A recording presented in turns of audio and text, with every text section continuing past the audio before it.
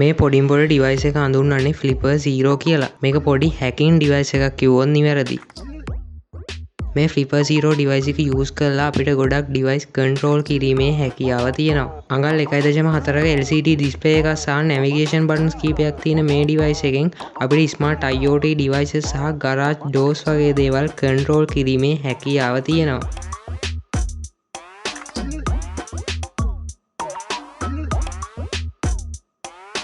ඒ වගේම එක ටැප් එකකින් RFID tags, credit cards වගේ දේවල් ක්ලෝන් කරගන්නත් මේ ඩිවයිස් එකට පුළුවන්. If your card has this on it, the little NFC tap to pay thing, be very careful. Get an RFID blocker for your wallet because it's literally this easy. Got his full card, like in 2 seconds. So imagine I'm like dabbing you. What's up, my boy? I just tap your pocket, I take it and I walk away. Like and I have your full credit card. Yo, I'm actually tripping right now, bro. That's crazy. That's scary shit.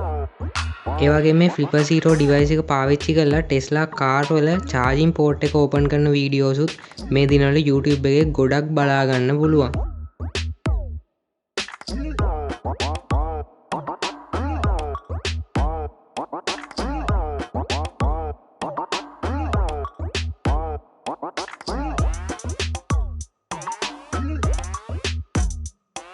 මේ පොඩින් පොඩි ෆ්ලිපර් 0 device එකේ මිල $170ක් විතර වෙනවා. ඉතින් YouTube එකට ගිහිල්ලා ෆ්ලිපර් 0 කියලා සර්ච් කරොත් ඔයාලටත් මේ ෆ්ලිපර් 0 ඩිවයිස් එකෙන් කරපු තවත් ඉන්ටරෙස්ටිං වැඩ ගොඩක් බලා ගන්න පුළුවන්.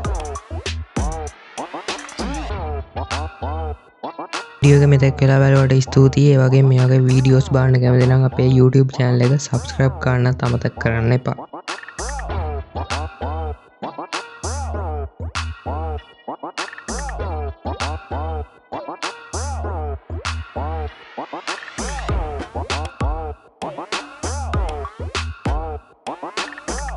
What?